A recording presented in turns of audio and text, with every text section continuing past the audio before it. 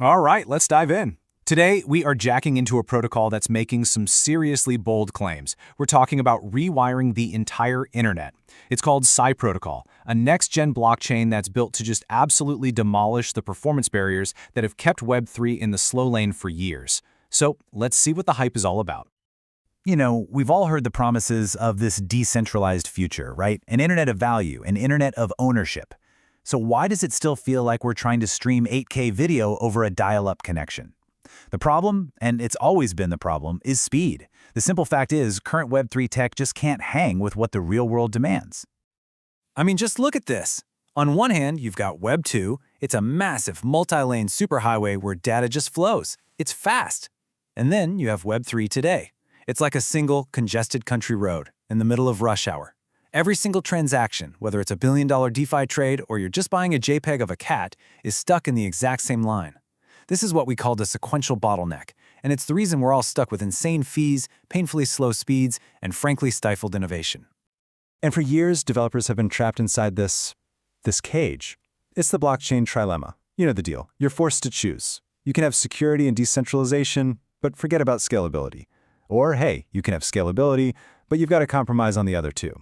Psy was basically born from this idea that we can and we absolutely must break out of this cage.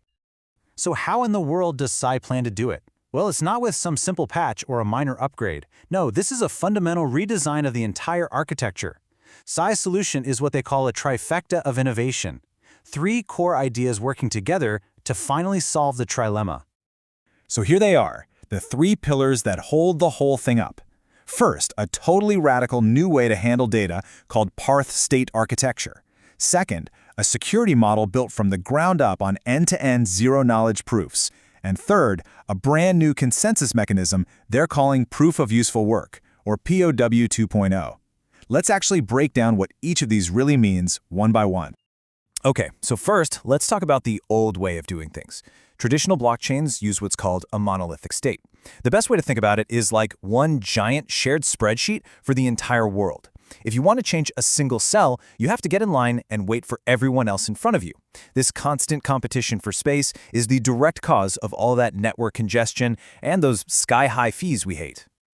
Psy just throws that entire model in the trash. The PARTH architecture gives every single user their own personal state, their own tree and a massive forest. So when you make a transaction, you're only writing to your own tree. You're not competing with anyone else for space, which means millions of transactions can happen at the exact same time, in parallel, with zero conflict. It's like going from that single-lane country road to a superhighway with a personal lane for every single car. Okay, so if you have millions of things happening at once, how on earth do you keep it all secure? That brings us to the second pillar, and it's perfectly captured by this quote: "Proof of math, not validators." This is a huge shift. It's about moving from trusting people to trusting pure cryptography. See, the old model relies on a small, powerful group of validators to be honest. It's basically security by trust. Psy's model is security by proof. Every single change, every transaction, is verified using zero-knowledge proofs, or ZKPs. It's kind of like proving you know the secret password to get into a club, but without ever actually saying the password out loud. You just provide a mathematical proof that you know it, and that's it. The network's integrity is literally baked right into the math. And finally, we have POW 2.0. In Bitcoin, work means solving these random, pointless math puzzles that burn an insane amount of energy. In Psy, work is redefined to be genuinely useful. The miners on the network get rewarded for doing the actual heavy lifting, for generating the ZK proofs that secure everything and proving that data is available. Their work directly contributes to the chain's operation, making the whole system incredibly secure and way more efficient. Okay, so we've got parallel processing, we have ironclad security based on math, and we have useful work. That's a lot of tech. But what does this actually mean for you, for me, for developers? Let's look at what this trifecta of innovation really unlocks. The headline number is this: millions. We're talking millions of transactions per second, not dozens, not thousands, millions. This isn't just some small, incremental improvement, it's a total phase shift in what is even possible on a decentralized network. And with millions of TPS, you can finally build stuff that actually competes with the Web 2 giants. We're talking decentralized social media that can handle the entire planet's activity, not just a tiny niche. We're talking about high-performance on-chain games with the kind of instant response times that gamers actually expect. Or, get this, an entire economy of AI agents making millions of tiny micropayments every second. And maybe most importantly, an app can go viral without grinding the entire network to a halt for everybody else. This architecture also unlocks a whole new level of privacy, and this is huge.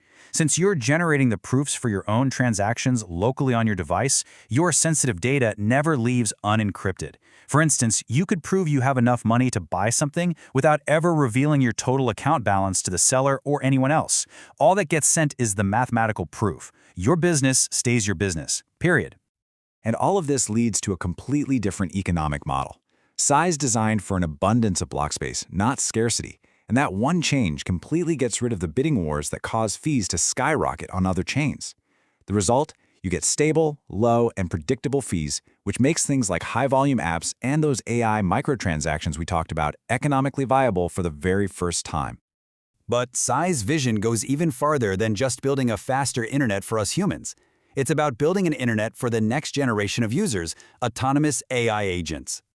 Now, this is made possible by one of Psy's most mind-bending features, software-defined keys, or SD keys. So on Psy, your public key isn't tied to some static password. Instead, it's tied to a piece of code, a custom program that you define. Your key can literally be any set of rules you can possibly dream up. And the implications here are just revolutionary. You could program a daily spending limit right into your key, making it impossible for your account to get drained. You could set up complex rules for a corporate account that require multiple sign-offs. But the real leap forward is this. You can create accounts that have no private key at all. This is the final piece of the puzzle for truly autonomous AI agents that can operate securely on-chain, controlled only by their own code, with no human needing to hold a key for them. It's wild. So when you put all these pieces together, the vision becomes crystal clear. Psy isn't just trying to be another faster blockchain, it's laying the foundation for a whole new kind of internet. An internet that is provably fair because the rules are baked into verifiable math. An internet that is user-obsessed, putting privacy and low costs first. And an internet that is ready for the coming age of AI. The source material really ends on this powerful note. It frames this whole thing not just as some cool engineering project, but as a chance to build a more equitable, more user-centric digital world and to finally move away from the big tech models we're all so tired of. What Psy is basically saying is that the fundamental bottlenecks are broken. The old excuses are gone. For the first time, we might actually have a decentralized infrastructure that can scale to global demand, with mathematical guarantees of security and privacy. The tools are on the table, so the only question left is, what are we going to build with them?